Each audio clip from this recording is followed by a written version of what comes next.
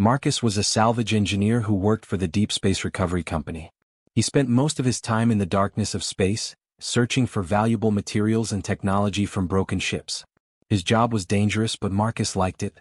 He was good at fixing things and understanding how machines worked. On this particular day, Marcus was drifting through the wreckage of a massive alien vessel. His partner Elena had detected strange energy signals coming from this area 3 hours ago. Now Marcus understood why the signals were so unusual. The ship was enormous and beautiful in a way that made Marcus stop and stare. It was made of crystal-like material that caught the starlight and bent it into rainbow patterns. The whole thing looked like a giant jewel floating in the darkness of space. Marcus moved slowly through the twisted metal and broken crystal pieces. His suit's lights cut through the darkness as he searched for anything valuable. The salvage crew would want to know what was inside this ship. Maybe there was advanced technology they could study or sell. Marcus checked his scanner and saw that there was still power coming from somewhere deep inside the wreckage. Finding anything useful? Elena's voice crackled through the communication system in Marcus's helmet. She was still on their ship, watching the scanners and keeping the vessel ready for emergency takeoff. "It is incredible," Marcus replied, moving deeper into the broken ship. "I have never seen anything like this. The construction is unlike anything in our database. The materials are different. The design is different. Everything about this ship is different." Marcus pushed through a large opening in the ship's hull. The air inside was still being kept at safe pressure by some kind of emergency system.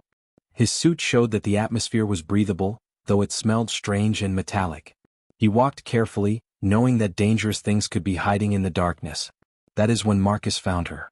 In a large chamber deep inside the ship, Marcus saw an alien lying motionless on the ground. She was the most beautiful and terrifying thing Marcus had ever seen. Her body was tall and thin, easily 12 feet from head to foot. Her skin was not like human skin. It was clear and smooth like glass or crystal, and it glowed with soft blue and purple light from inside her body. Her form was perfect and graceful, like a dancer frozen in place. But what caught Marcus's attention most was the crown on her head. The crown was made of the same crystal material as the ship itself. It was so detailed and complicated that Marcus could not count all its parts. The crown was absolutely beautiful, with intricate patterns that seemed to change when Marcus looked at them. But the crown was broken. There were deep cracks running through it like lightning bolts. Some pieces had fallen away completely. Dark energy flickered inside the broken parts. The crown was clearly damaged and broken. Marcus knew that this alien was important. People did not wear crowns like that unless they were royalty or leaders of their people. This must be a queen or empress of some kind. She was clearly hurt or sick and she needed help. Marcus looked at his suit's communication device. He knew what he should do. Protocol said that he had to report any alien life forms immediately to the captain. Protocol said that he could not make contact without permission. Protocol said that unknown alien life forms could be dangerous. But Marcus also saw that this beautiful alien queen was in danger. Her breathing was slow and irregular. Her body was not glowing as brightly as it should. The broken crown was sending out pulses of bad energy that were making her hurt. Marcus could tell that she was suffering. Marcus made a decision. He turned off his communication device. He did not tell Elena what he was doing. He knew that if he told her, she would make him leave. He knew that she would call the captain, and the captain would give orders that Marcus did not want to follow. So Marcus kept the communication off and moved closer to the alien queen. "I am not here to hurt you," Marcus said softly, even though he knew the alien probably could not understand his words. He spoke anyway because it made him feel brave and calm. "Your crown is damaged. I can see that you are in pain. Let me help you. I am good at fixing broken things." The queen's eyes suddenly opened. Marcus jumped backward in fear. The eyes were huge and violet in color, like two deep pools of purple water. They were ancient eyes that had seen many things. The eyes were full of power and sadness and anger all at the same time. When those eyes looked at Marcus, he felt very small and very human. Suddenly, the air around Marcus crackled with energy. Defensive shields activated around the alien queen. Warning signals flashed on Marcus's suit display. The shields were pushing outward, trying to push Marcus away from the queen. Marcus fell down on the ground. But Marcus did not run away. He stayed where he was. He held his hands up to show that he was not a threat. He looked directly into those violet eyes and did not look away. "I am not here to hurt you," Marcus said again, speaking more clearly this time. "Your crown is broken. I do not want your crown. I do not want to steal from you. I just want to help you feel better. I am an engineer. I fix broken things. Please, let me try. For what felt like a very long time, nothing happened. The defensive shield still crackled around the queen. Her eyes still burned with power and distrust. Marcus could feel his heart beating very fast in his chest. Then very slowly the defensive shields began to fade away. The energy stopped crackling. The queen's breathing became slower and deeper. She was still watching Marcus carefully, but the anger seemed to have left her eyes. Marcus slowly stood up and moved closer to the alien queen. He approached her broken crown carefully. His hands reached out, shaking slightly. When his fingers touched the fractured crystal, he felt something strange happen. A connection opened between him and the queen, like a door opening in his mind. He could feel her pain. He could feel her hope. He could feel her need for help. Marcus took a deep breath and began to work. Marcus worked on the alien queen's crown for many hours without stopping. His hands moved carefully across the broken crystal pieces. He had studied the crown from every angle, learning how it was put together. The crown was not just decoration like the crowns that human kings and queens wore. This crown was something much more complex and powerful. The queen watched Marcus the entire time. She did not move or try to hurt him. She just watched with those deep violet eyes that seemed to look through him into his very soul. Hours passed slowly. Marcus forgot about time. He forgot about his crew. He forgot about everything except the work in front of him. His suit's tools were primitive compared to what he needed, but Marcus was creative. He used small laser cutters to carefully remove the damaged sections. He used micro-welders to reshape the broken pieces. He worked with precision and care, knowing that one mistake could cause serious harm to the queen. As he worked, he began to understand the crown's structure better and better.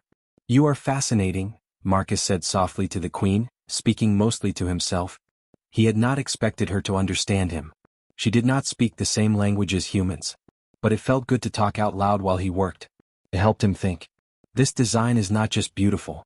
It is not just decoration. This crown is something else entirely.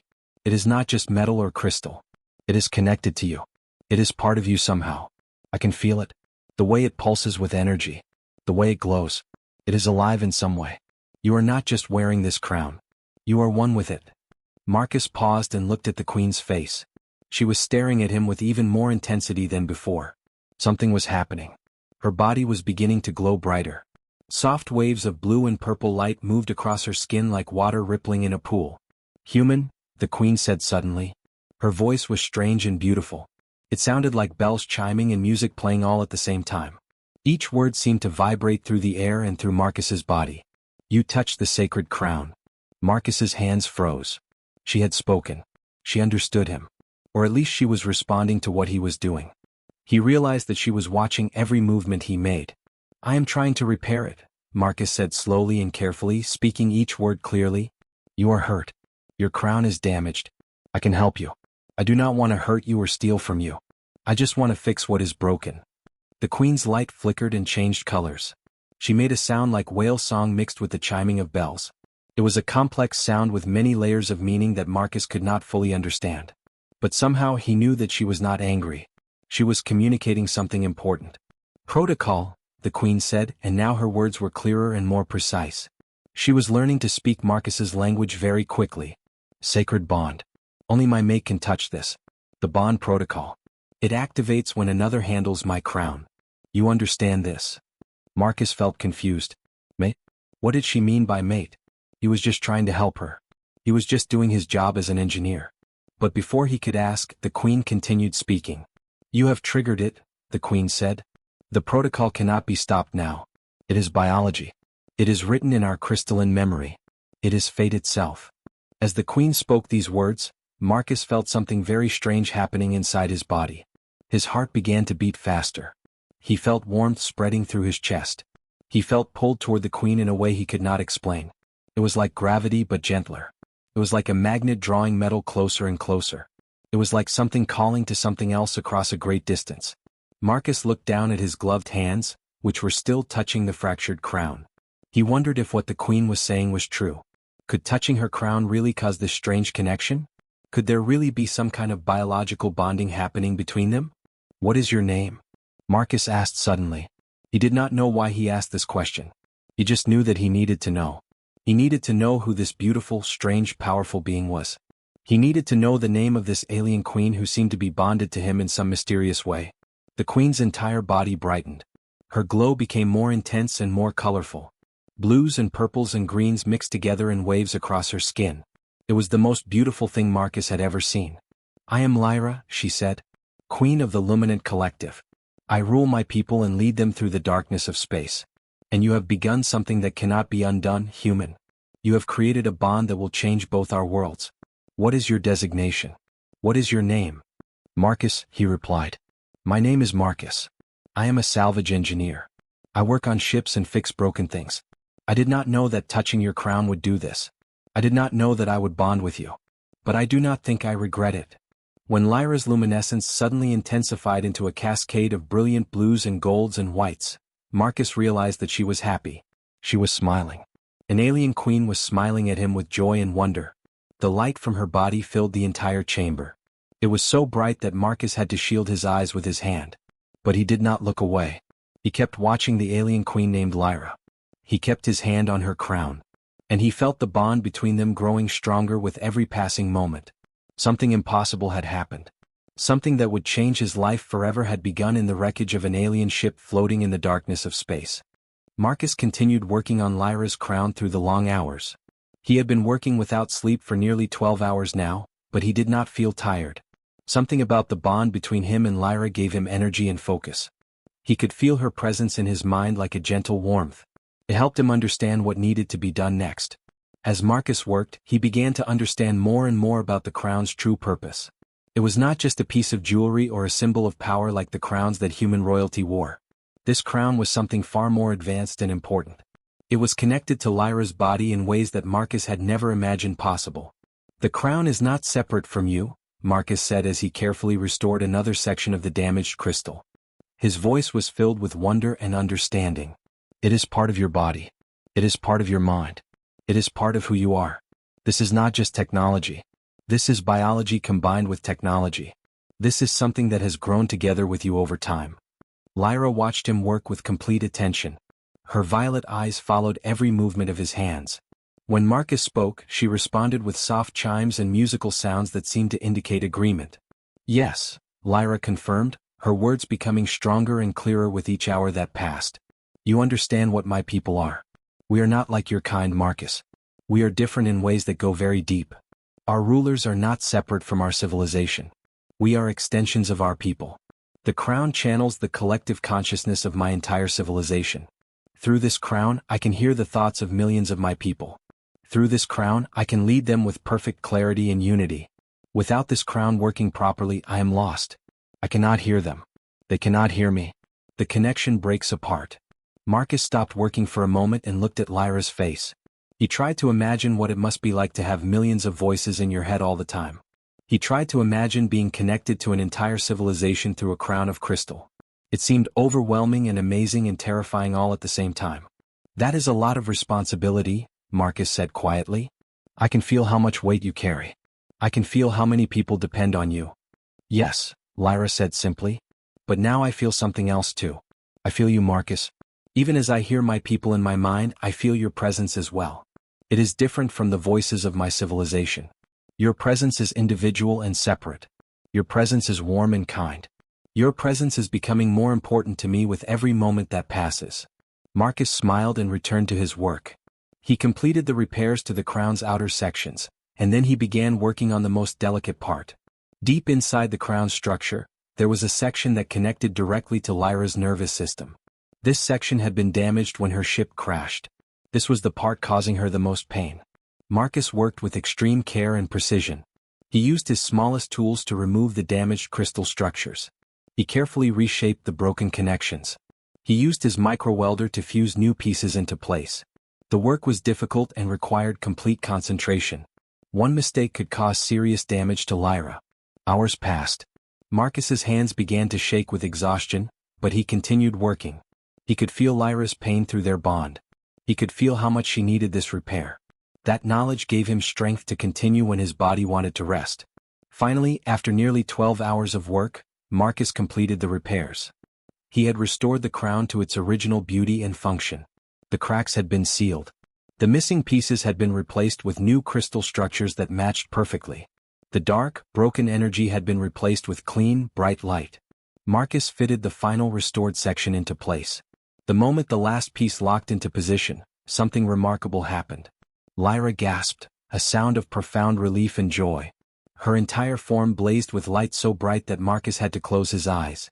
The light was every color that existed and some colors that Marcus had never seen before. The light filled the entire chamber and seemed to overflow out into the space beyond. For a moment, the broken ship was transformed into something magical and alive. When the radiance dimmed and Marcus opened his eyes, he saw that Lyra was crying. Tears of crystal-clear liquid rolled down her glowing face. But these were not tears of sadness. These were tears of happiness and gratitude and relief. "Thank you," Lyra said, her voice now stronger and clearer than ever before. "Thank you, Marcus. You have given me back my life. You have given me back my connection to my people. You have given me back myself." Lyra's eyes found Marcus's eyes, and they stared at each other across the small space between them. Something profound was happening. The bond between them was growing stronger with every second. "The bonding protocol," Lyra said slowly, her voice filled with wonder and emotion. "It grows stronger still. I can feel your presence more clearly now. It is not in my thoughts. It is in my essence itself. It is in the core of what I am. It is something that I did not expect to feel. It is something that I did not know I needed. But now that I feel it, I cannot imagine being without it." Marcus stepped closer to Lyra, drawn by something he could not name or explain. The bond between them hummed with energy and warmth. "What does it mean?" Marcus asked. "This bonding? What does it really mean?" "Among my people," Lyra said, her light glowing softer and warmer now, "it means recognition of the deepest kind. The protocol emerges when our biology detects a potential partner whose genetic markers complement our own. It is rare. So very rare. I have lived for hundreds of your years, Marcus, and I have never felt this before. The protocol suggests that despite our differences, despite coming from different worlds and different species, our essences are compatible in ways that could create something new and beautiful. Our essences could create offspring that would be stronger than either of us alone. Our bond could strengthen both our peoples." Marcus felt heat rise in his face as he understood what Lyra was saying to him. Marcus and Lyra had been together in the chamber for almost 20 hours when the alarms suddenly blared through Marcus's suit.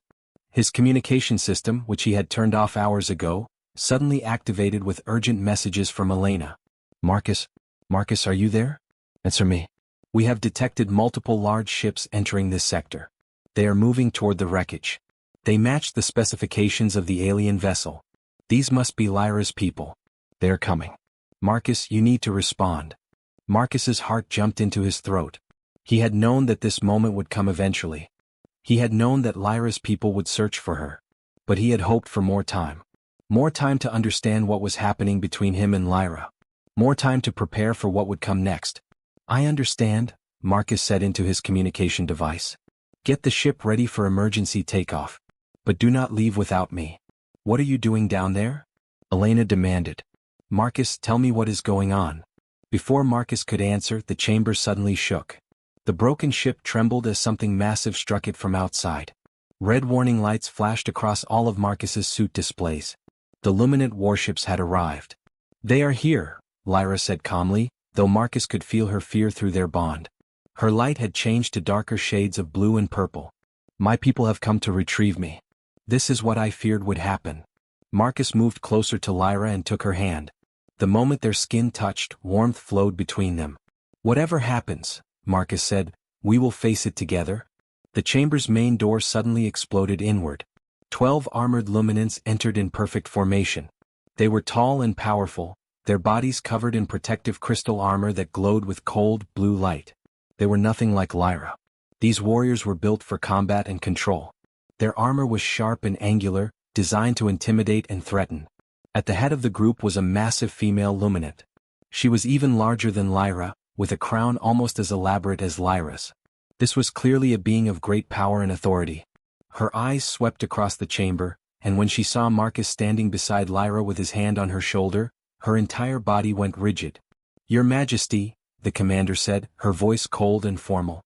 "We have come to retrieve you from this wreckage. Your people have been searching for your vessel for weeks. We have been worried for your safety." But the commander's gaze did not leave Marcus. She stared at him with growing anger and confusion. Lyra stood up slowly, her light blazing brighter. "Commander Stella," she said formally. I am grateful that you have found me. But I must tell you something important. This human, Marcus, has saved my life. He repaired my crown. He has bonded with me. The chamber fell completely silent. Every luminant warrior froze. Their lights dimmed to almost nothing, which Marcus understood meant shock and disbelief. Your Majesty, Commander Stella said slowly, her voice shaking with emotion. You cannot mean that. You cannot have bonded with an alien. This violates every law of our people. This violates our biological imperative. This violates everything that we are. It violates your expectations, Lyra corrected, her voice growing stronger with each word. It violates your assumptions. But it does not violate our nature. You must remember our history, Stella. You must remember that our species has always evolved through unexpected unions with other beings. 3 generations ago, my own ancestor bonded with a being from the crystalline collective. That union was considered impossible at the time. That union was considered a violation of our ways. But that ancestor's offspring produced the technological innovations that saved our entire civilization from extinction. That union created something beautiful and powerful. Another luminant warrior stepped forward. Your Majesty, your people are questioning your judgment. There are rumors spreading through our civilization. Rumors that this human has somehow compromised your mind. Rumors that the bonding is a form of control. Rumors that this alien is using some kind of technology to manipulate you. Marcus felt anger rising in his chest. He took a step forward. That is not true, he said loudly. I did not manipulate Lyra. I did not use any kind of technology on her. I simply repaired her crown. The bonding happened naturally. It happened because we are compatible in ways that our scientists do not yet understand. It happened because the universe brought us together for a reason. Commander Stella studied Marcus for a long moment. Then she turned back to Lyra. Your Majesty, if what you say is true, then you have created a crisis. Your people will not accept this bond easily. There will be resistance. There will be anger. There will be those who question your right to rule. I am still your queen, Lyra said, her voice crackling like thunder. I have ruled my people for hundreds of years. I have led them through wars and famines and darkness. I have protected them and guided them. And I am telling you now that this bond is legitimate. This bond is honored. This bond is irreversible. I will not give it up no matter what my people say. Marcus is my mate and that is final. At that exact moment, the chamber's secondary entrance burst open. Elena rushed inside with 3 human soldiers, their weapons raised and ready for combat. Behind them came several more members of Marcus's salvage crew. Stand down. Elena shouted at the luminant warriors. Nobody move. For a moment, the 2 species stood facing each other across the chamber. The humans with their simple guns and armor. The luminants with their advanced crystal technology and superior strength. The tension was thick enough to cut with a knife. Either side could have started a war right there in that broken chamber. Then Elena lowered her weapon slightly and looked at Marcus. She studied his face and saw the truth written there. She saw that he was not a prisoner or a victim. She saw that he was exactly where he wanted to be. Stand down, Elena ordered her team quietly. Nobody fires unless I give the order. Commander Stella turned to look at Elena. The 2 leaders of different species stared at each other for a long moment. It appears, Stella said slowly, that both our peoples have a choice to make. We can start a war here in this broken ship. Or we can choose to listen. We can choose to understand. We can choose to accept that sometimes the universe brings beings together in ways we do not expect. 3 weeks had passed since the confrontation in the broken chamber. 3 weeks of intense negotiations and difficult conversations. 3 weeks of doubt and fear and hope all mixed together. But now, Marcus stood in the grand hall of the Luminant Collective Space Station, and everything had changed. The hall was enormous and breathtaking. The walls were made of crystal that glowed with soft, warm light from within. The ceiling stretched upward so high that Marcus had to bend his neck back to see it. Tall arches of crystal rose from the floor, creating patterns that seemed to shift and move as Marcus watched. The entire hall looked like a frozen symphony made of light and stone and magic all combined together. Lyra stood beside Marcus, her hand resting gently on his shoulder. Her restored crown glowed with steady, beautiful light. She wore formal robes made of a material that Marcus did not recognize. The robes were silver and blue and seemed to shimmer with their own internal light. She was absolutely stunning and Marcus could not stop looking at her. Hundreds of beings filled the hall. Some were luminants like Lyra, their bodies glowing with soft light and their crowns marking their rank and position in society. But many were humans too. Elena stood near the front, her face filled with pride and amazement. Scientists and diplomats and soldiers from both species gathered in the hall to witness this historic moment. Commander Stella stood at a raised platform in the center of the hall. She was dressed in formal crystal armor that blazed with brilliant white light. She looked stern and powerful, but Marcus had learned that beneath her hard exterior she was fair and wise. Over the past 3 weeks she had become one of their strongest supporters. "Today is a day that will be remembered for thousands of years," Stella announced, her voice carrying through the entire hall and seeming to make the very air vibrate with her words. "Today we gather to acknowledge a truth that many of us did not want to accept. History shows us that our greatest evolutionary leaps have come from unexpected unions with other species. Our greatest achievements have come when we were brave enough to step outside of our comfort and embrace something new." Marcus felt Lyra squeeze his shoulder gently. He turned to look at her and she smiled at him with her whole being. Her light brightened and warmed, creating a small area of pure joy around them both. "Queen Lyra's bond with Marcus the human is not a weakness," Stella continued. "It is not a compromise of our values. It is not a violation of our ways. It is a bridge. It is a connection between two species that should have been enemies but instead chose to be allies. Through this bond, our civilization gains insights into human biology, human technology, and human wisdom. Through this bond, humanity gains insights into our ways. Already, our scientists are working together to develop hybrid technologies that neither of our civilizations could have achieved alone." The hall erupted in sounds of approval. Luminance created cascading patterns of light that danced across the crystal walls. Humans cheered and applauded, their voices echoing through the enormous space. The noise was deafening and wonderful and filled with hope. Marcus felt tears forming in his eyes. He had not expected to feel this emotional. He had not expected to stand in this hall, surrounded by members of two species, and feel like he truly belonged. "The Luminant Collective and humanity have agreed to a formal alliance," Stella announced, and the hall fell silent to listen. "We will establish joint research centers where our scientists can work together. We will establish trade routes to exchange resources and goods. We will establish diplomatic channels so that our leaders can communicate and resolve conflicts peacefully. And we will establish cultural exchange programs so that our peoples can learn from each other and grow together." Stella paused and her gaze found Marcus and Lyra standing together. "Queen Lyra and Marcus will serve as ambassadors for this new alliance. They will represent the hope and possibility that comes when two different beings choose to work together. They will be proof that our differences are not insurmountable. They will show the universe that love and respect can bridge any gap, no matter how wide." As the assembly erupted in celebration once more, Marcus and Lyra walked to the raised platform. They stood beside Commander Stella as she performed a formal ceremony in the Luminant tradition. Stella took a small crystal from her own crown and pressed it into Marcus's forehead, creating a mark that would show that he was bonded to Lyra and recognized as an official ambassador of the Luminant Collective. Later that evening, Marcus and Lyra stood alone on an observation deck overlooking the stars. This was their favorite place to go when they wanted to be away from the celebrations and the diplomats and the endless discussions about the alliance. From this deck they could see countless stars stretching out into infinity. The view reminded Marcus of how vast and beautiful the universe was, and how lucky he was to be sharing it with Lyra. "Do you regret it?" Lyra asked softly, placing her hand over Marcus's. "Do you regret the bonding? Do you regret the responsibility? Do you regret leaving your old life behind?" Marcus looked at the woman standing beside him. She was no longer just a beautiful alien queen. She was his mate. She was his partner. She was the other half of himself that he had not known was missing. Her light was warm and comforting, and it made him feel safe and loved. "Not for a single second," Marcus said. "Not for one moment. Every day that I spend with you is better than the day before. Every moment that we share is more precious than gold or jewels or any treasure in the universe."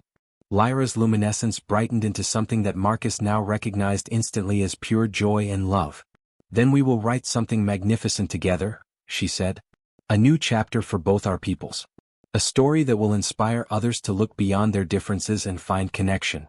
A story that will show the universe that anything is possible when we choose to trust each other." They stood together in silence, watching the stars and feeling the bond between them grow stronger with every passing heartbeat. Marcus realized that he had found something far more valuable than any salvage or technology or treasure. He had found love. He had found purpose. He had found home. Sometimes, Marcus thought, the greatest achievements came not from seeking power or conquest or wealth. The greatest achievements came from simply taking the time to repair what was broken. The greatest achievements came from being brave enough to touch something that seemed dangerous and frightening. The greatest achievements came from trusting where compassion and connection could lead. As Earth and the Luminant Collective began their journey together into the future, Marcus and Lyra stood as proof that sometimes, destiny brought the most unlikely beings together for the most beautiful reasons.